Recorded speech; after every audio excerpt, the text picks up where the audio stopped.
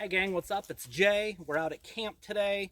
Had a few errands to run in the middle of the day, so took care of that, and I figured I'd take advantage of the time to kind of do a quick patrol around, and just to see if anything's changed in like the last month or so since I've been out here. So I think it's important to do that when you guys are doing your property patrols.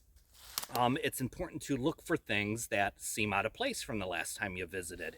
I always start off at camp and work myself around a couple different ways. I never want to go repeatedly go the same way, so I try to go a couple different ways from time to time.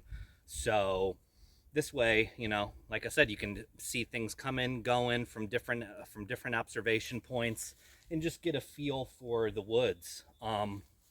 There's been some storms lately here, so obviously there's quite a few super muddy and swampy areas that we have out here right now. So lots of animal traffic, tons of animal traffic, tons of deer footprints, raccoon footprints, and quite a bit of coyote actually I saw so far out here. But other than that, the forest is alive with animal noises, so that's good.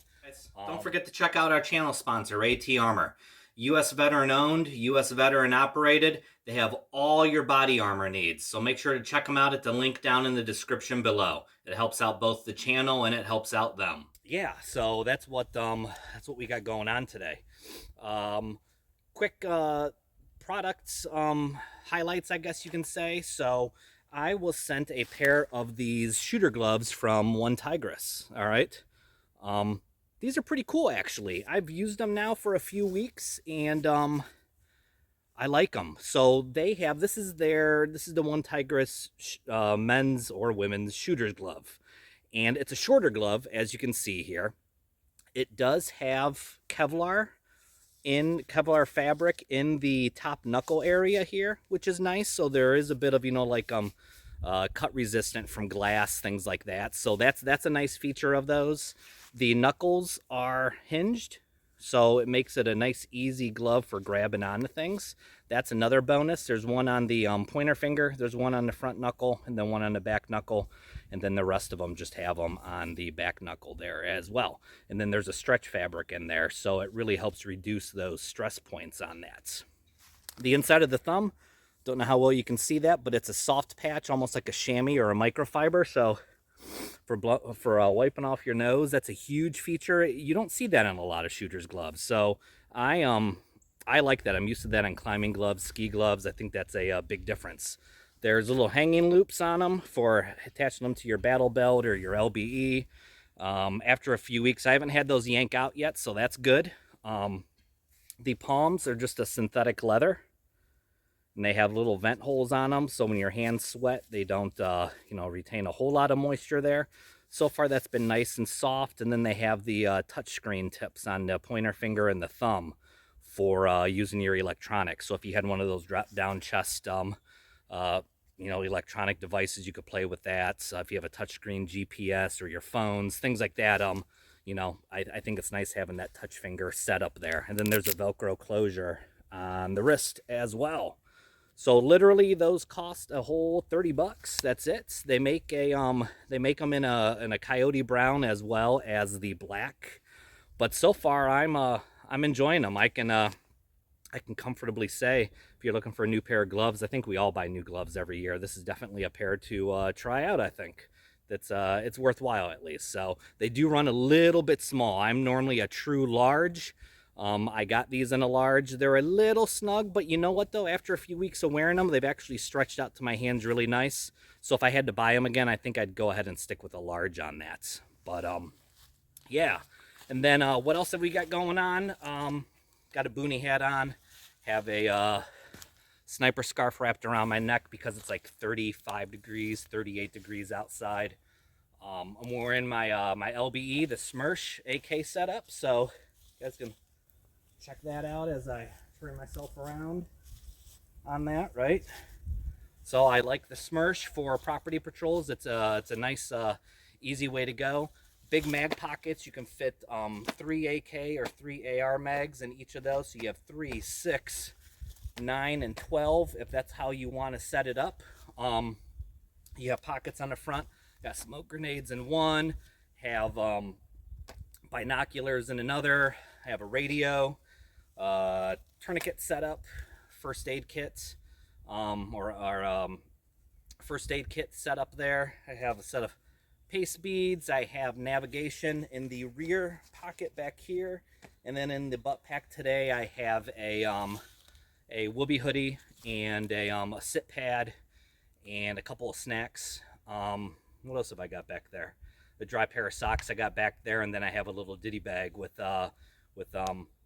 things like headlamp, camo cream, stuff like that. Battery pack or battery charger, so I got that with me as well. Did I say radio? Got a radio on me, and then the 2 rear water bottle pockets here. You guys can see those. So I'm carrying 2 liters of water as well. Something I want to point out to you guys.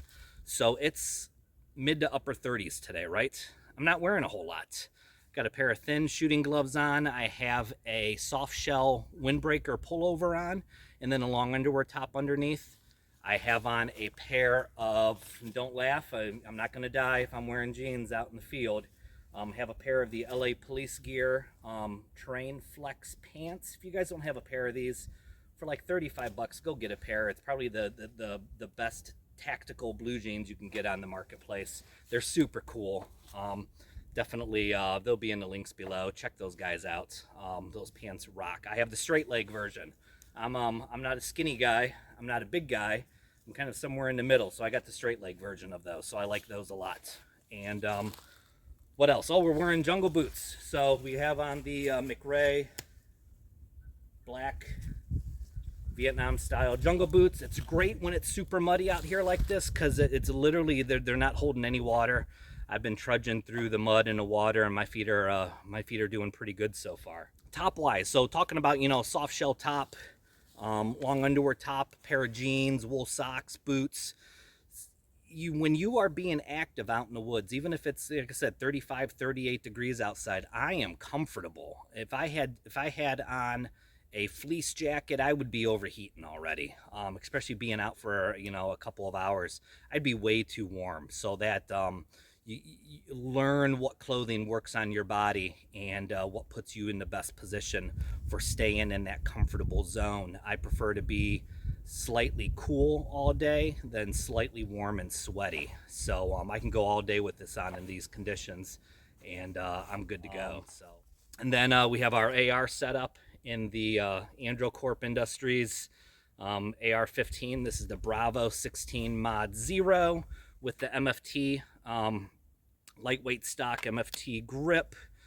We have the CV Life bipod on it, the Athlete Weapons lights, the Pursed 4, and the Firefield 6x24 low power variable optic there, and we're ready to rock and roll, right? So that's what we're rolling with. So anyways, just a quick update, just a fun day out, seeing what's happening in the woods on the property. So that's all I got, guys. You guys be good. Thanks for always following along. We got more fun stuff coming up. Yeah, it's all good, right? Keep getting out there, keep training. I don't care what the weather's doing. Go do it. There's no more excuses this year, right? Be good, gang. Later.